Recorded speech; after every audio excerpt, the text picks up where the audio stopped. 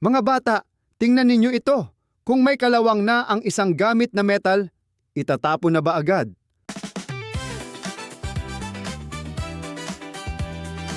Paano kung sabihin kong kaya pa itong ayusin at gawing parang bago ulit? Sa araling ito, matututuhan natin kung paano magkumpuni ng kagamitang yari sa metal, parang mga mini repair experts.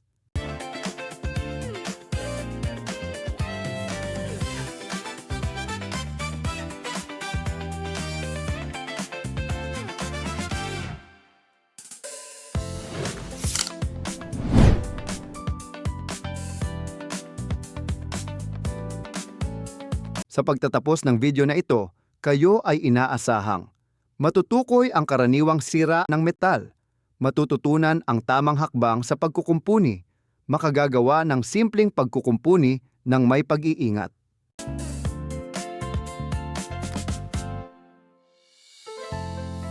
Bago tayo magpatuloy, balikan muna natin ang dati nating aralin. Ano ang ginagawa kapag may biyak ang kahoy? Ano ang ginagamit kapag may natanggal na bahagi?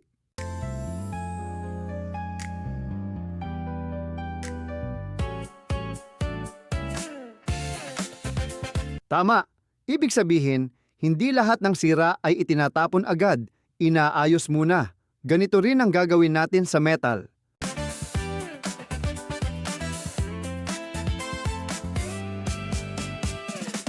Game time! Sagutin ninyo sa comments o sa papel. Round 1. Magbigay ng gamit sa bahay na yari sa metal.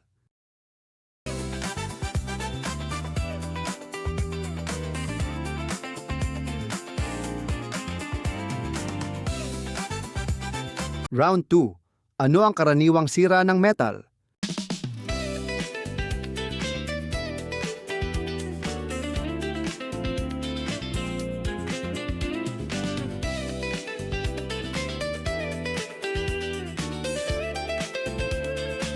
Round 3.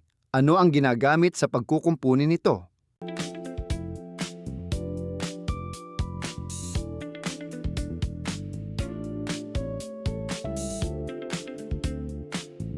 Magaling! Ang dami ninyong alam.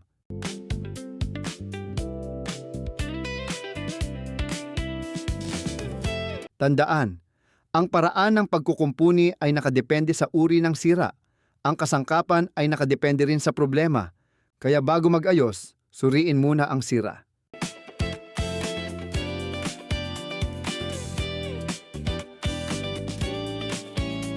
Alamin naman natin kung paano tanggalin ang kalawang, ang number 1 enemy ng metal. Mga kailangan, steel brush o papel de liha, basahan, rust remover, o suka plus baking soda plus asin.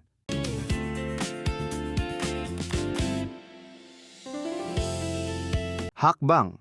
Una, ihanda ang kagamitan. Siguraduhin kumpleto bago magsimula. Pangalawa, kuskusin ang kalawang gamit ang steel brush o liha. Pangatlo, ihanda ang rust remover.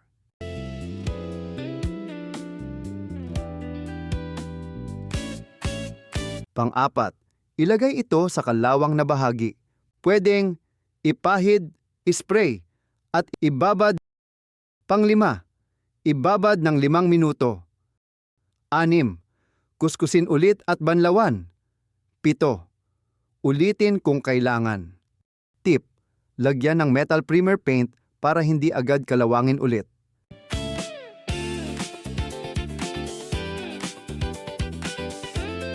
Kung may kalawang ang paa ng upuan ninyo sa bahay, pwede ninyo itong linisin gamit ang paraang ito imbes na bumili ng bago.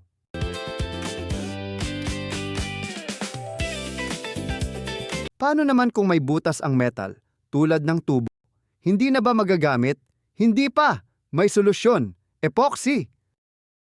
Mga kailangan, epoxy, resin plus hardener, liha o basahan, spatula.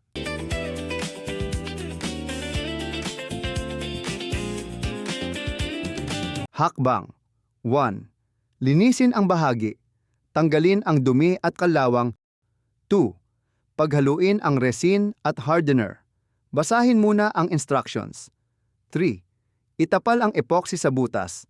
Diinan para dumikit ng maayos. 4. Patuyuin ng 8 hanggang 12 oras. 5. Linisin at pakinisin.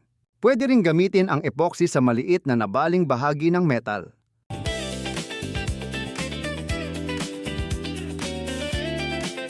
Ang pagkukumpuni ay hindi lang nakakatipid, nakakatulong din ito sa kalikasan. Kapag nagkukumpuni tayo, nababawasan ang basura, nakakatipid sa gastos, napapahaba ang buhay ng gamit. Iyan ang pagiging responsableng mamimili.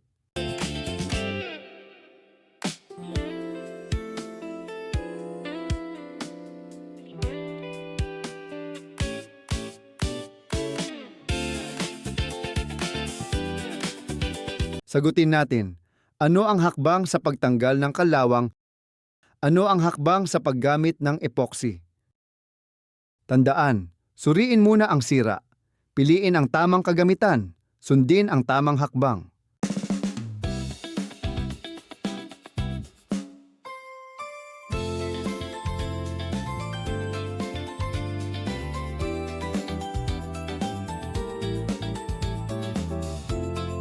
At dahil marunong na kayong magkumpuni ng metal, officially certified na kayo bilang junior repair experts ng barangay.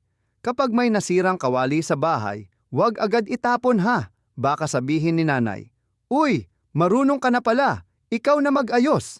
Ako si Teacher Waven ng Study Buddy PH, ang teacher na hindi lang nagtuturo, kundi nagpapakumpuni pa ng gamit. Kung may natutunan kayo, like ninyo na parang nagmamadali kayong mag-recess. Subscribe parang may libreng wifi. Share parang chismis na good news. Kita-kits sa next lesson, mga future engineer at repair masters.